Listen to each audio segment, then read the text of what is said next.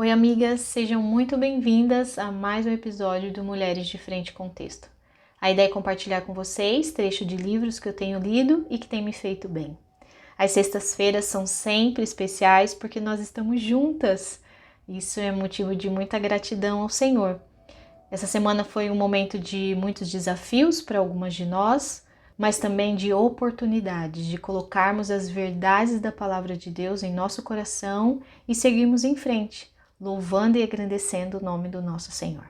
Hoje eu gostaria de compartilhar com vocês o livro que se chama Feminilidade Radical, Fé Feminina em um Mundo Feminista, da editora Fiel.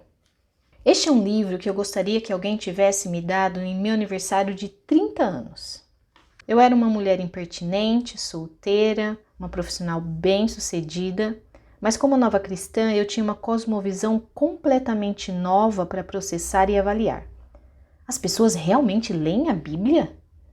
As pessoas creem na Bíblia?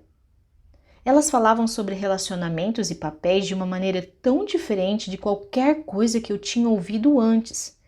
Parte de mim queria fugir. Não era isso que eu aprendi. Mas outra parte de mim estava grandemente intrigada. Por que ninguém me contou isso antes? Minha história é mais ou menos assim. No tempo da faculdade, eu aprendi muito sobre as teorias feministas.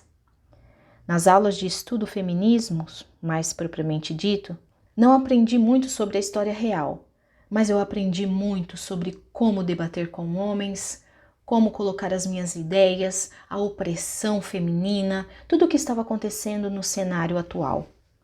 Eu levei muitos anos até que eu aprendesse realmente sobre o movimento sufragista, que precedeu o feminismo moderno, os diferentes impactos da reforma protestante e do iluminismo sobre os papéis de cada gênero, e finalmente a respeito do que a Bíblia diz sobre homens e mulheres. Mas naquela época eu aprendi uma coisa que mudou completamente o meu jeito de pensar. O feminismo me ensinou que os homens eram o problema. Os homens eram a causa de todo o problema das mulheres.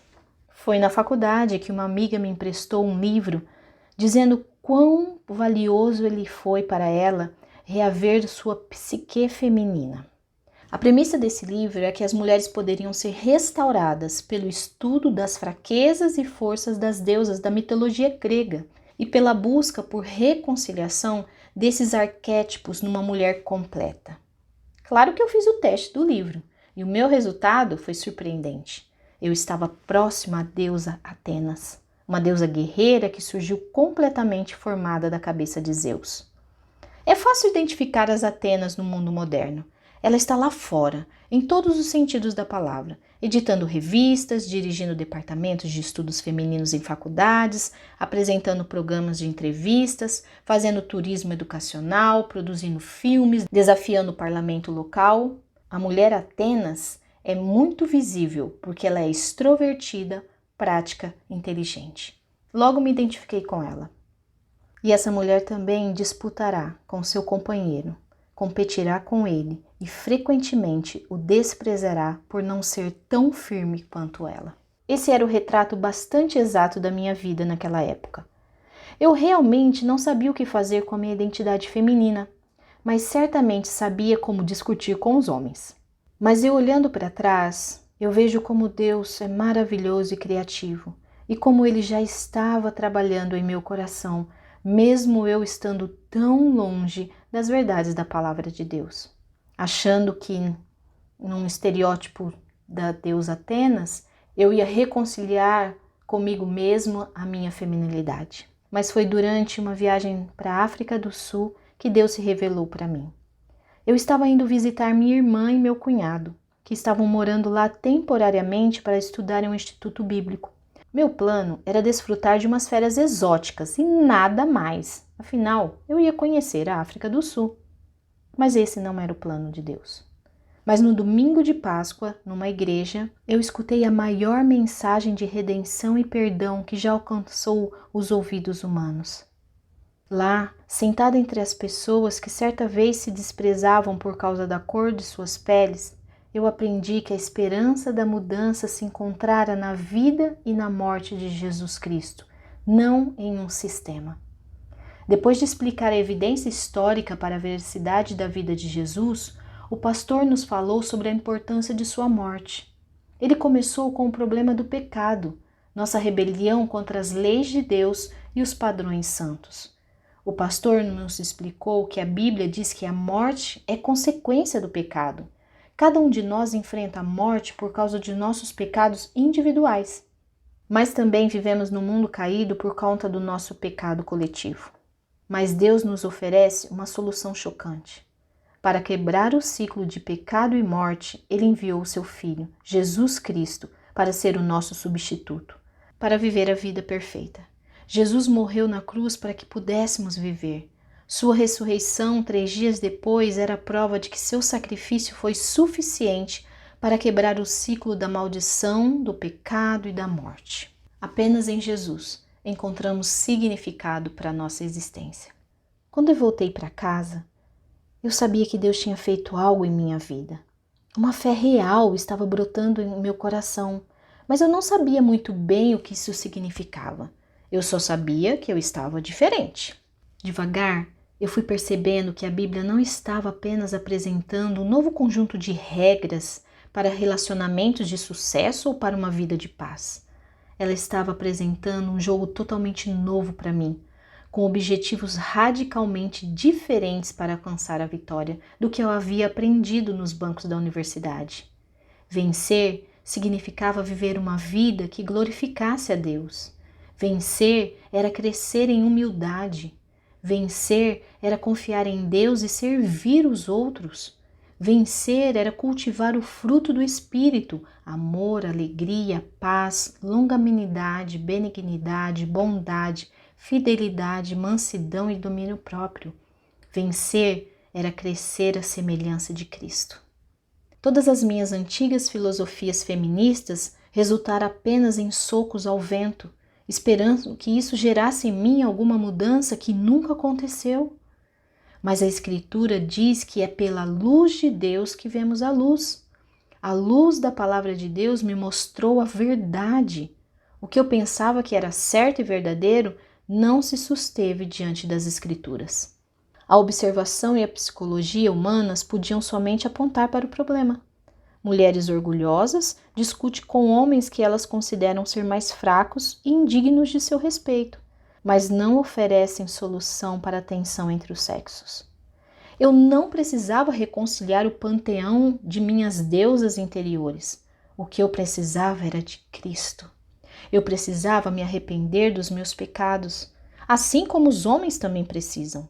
Homens e mulheres precisam se arrepender dos seus pecados e entender que só em Cristo encontramos reconciliação. O feminismo, assim como a maioria dos ismos, aponta o dedo para os outros pelos problemas da nossa vida. Mas eu aprendi que as Escrituras nos diz que as outras pessoas não são o verdadeiro problema, mas sim a nossa natureza pecaminosa, as forças do mal, a sedução desse mundo presente. Estes sim são os nossos verdadeiros problemas. Mas não é isso que o feminismo ele aponta. Nós precisamos nos lembrar que vivemos numa era pós-feminista. O feminismo é o padrão. Nós o respiramos, pensamos nele, assistimos a ele, o lemos. E quando um conceito permeia tão amplamente uma cultura, é difícil dar um passo atrás e vê-lo operando. É certo que o feminismo alterou profundamente o conceito em nossa cultura do que significa ser uma mulher. Precisamos entender como esse movimento surgiu e quais têm sido seus objetivos, porque esses são agora as premissas da nossa cultura. Minha história pessoal é sem dúvida diferente da sua. Talvez você não se identifique como uma feminista ou uma ex-feminista como eu. Talvez você nem se identifique como uma cristã. Ou pelo contrário, você é cristã e cresceu numa igreja. Mas uma coisa é certa. Existem aspectos da sua feminilidade que foram negativamente impactados pelo feminismo. Este é um livro que eu gostaria de ter lido quando eu era recém-convertida. Ao longo dos anos, eu tentei reter as impressões e memórias que tive enquanto neófita em relação à igreja, a Deus, a Bíblia, a masculinidade e a feminilidade. quando me deparei pela primeira vez com esses conceitos como nova convertida, quis que alguém me explicasse como o feminismo surgiu e como ele influenciou meu pensamento e por que a feminilidade defendida pela Bíblia não é um retorno a uma era horrível, uma era das trevas. Quando eu olhava as pessoas na igreja, ninguém à minha volta parecia infeliz, reprimido, oprimido pelos papéis descritos na Bíblia. De fato, elas pareciam surpreendentemente felizes. Os homens me tratavam com respeito, as mulheres sorriam e gargalhavam, as crianças eram amigáveis e em geral obedientes. Ninguém parecia ter passado por uma lobotomia. Eu nunca soube de encontros secretos de seitas. Então, depois de um tempo, eu aceitei que esse era um comportamento genuíno e não uma conspiração para me fazer uma lavagem cerebral que resultasse em uma forma de pensar arcaica. E isso me deixou livre para examinar as afirmações das Escrituras sem suspeitas, muito diferente de como eu pensava antes. Nós precisamos lembrar que a feminilidade bíblica não é um molde de tamanho único. Não tem a ver com um certo modo de vestir, assistir filmes, chás, vozes quietas ou estampas floridas, ou qualquer estereótipo que você esteja imaginando agora. Viver de acordo com os princípios bíblicos hoje requer que as mulheres sejam ousadas o suficiente para permanecer firmes contra as filosofias e fortalezas que buscam destruir a palavra de Deus e a sua autoridade. A feminilidade bíblica é um desafio para todas nós. Nós vivemos num mundo tão feminista, tão cheio de padrões que não são bíblicos para nós mulheres, que muitas vezes, mesmo dentro da igreja, a gente não consegue diferenciar o que a palavra de Deus diz sobre o que é ser mulher e o que a sociedade quer a todo custo nos impor. Mas nós, que somos mulheres que já tivemos o nosso coração transformado pelo Senhor, quando nós nos deparamos por um estereótipo de feminilidade que não condiz com a palavra do Senhor, nós devemos nos curvar e dizer: Senhor, queremos fazer aquilo que o Senhor planejou para nós. Eu queria terminar com a citação da Elizabeth Elliot, porque ela foi muito feliz quando ela diz assim: somos chamadas a ser mulheres. O fato de eu ser mulher não me torna um tipo diferente de cristão, mas o fato de eu ser cristã me torna um tipo diferente de mulher. Afinal, aceitei a ideia que Deus tem a meu respeito e toda a minha vida consiste em lhe oferecer de volta tudo o que sou e tudo o que Ele quer que eu seja. Amigas, que possamos estudar as Escrituras, para que compreendamos de verdade o que é ser mulher, para que a gente possa entender qual é o nosso papel enquanto mães, esposas, servas, filhas, e assim, cada dia mais, vamos dando glória ao nosso Rei. E quando o nosso querer se chocar com a palavra do Senhor, que Deus nos ajude a que nosso coração se quebrante diante dele e possamos dizer: Senhor, faça a tua vontade em minha vida. Ficamos por aqui hoje. Não esqueça de deixar seu like, compartilhar com sua amiga. Se você é nova aqui, se inscreva no nosso canal. Os recadinhos aqui que vocês têm colocado aqui no YouTube têm sido muito legal, tenho lido todos. Até a próxima semana com mais um episódio de Mulheres de Frente com Texto.